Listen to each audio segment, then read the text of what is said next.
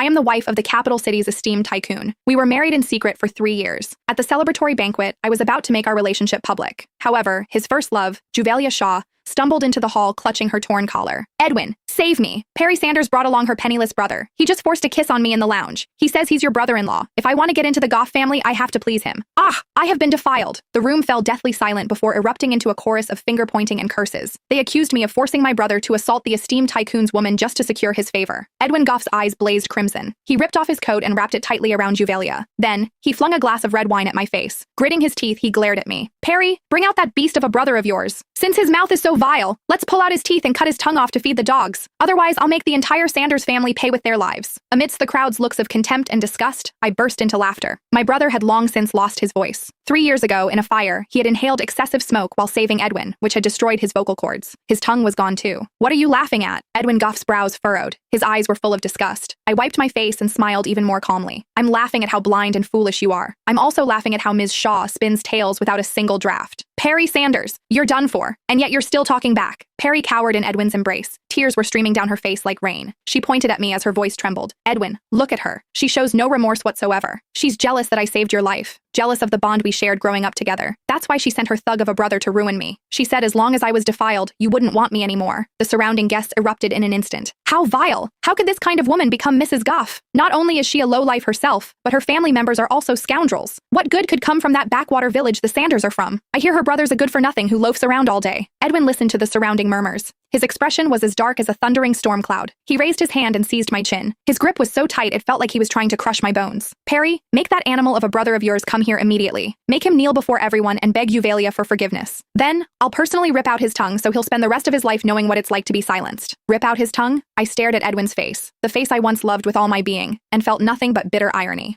3 years ago, amidst a raging inferno just like this one, my brother had rushed into the flames to save Edwin, who had been trapped in the fire. Edwin was unconscious. My brother carried him on his back while inhaling toxic smoke and enduring scorching heat. In order to rouse the unconscious Edwin and clear a path for him, my brother's vocal cords were completely burned away. His tongue was necrotized and removed. When Edwin awoke in the hospital, he saw only Juvelia by his bedside. Juvelia claimed the credit and became the savior that he cherished deeply with all his heart. Yet the one who truly saved Edwin was despised and reviled just because he was disfigured and disabled. He was denied even the right to appear before him. Did he actually dare to cut out the last bit of tongue from the man who saved his life? Why? Afraid to call him over? Edwin sneered coldly. His eyes were filled with unchecked malice. Since you won't, I'll have someone drag him here. That shabby Sanders residence? I've had it under surveillance for ages. Guards, haul that beast FM Sanders over here. There's no need. I cut him off while slowly pulling out my phone. I'll call him myself. However, Edwin, how about we make a bet? Edwin narrowed his eyes. What gives you the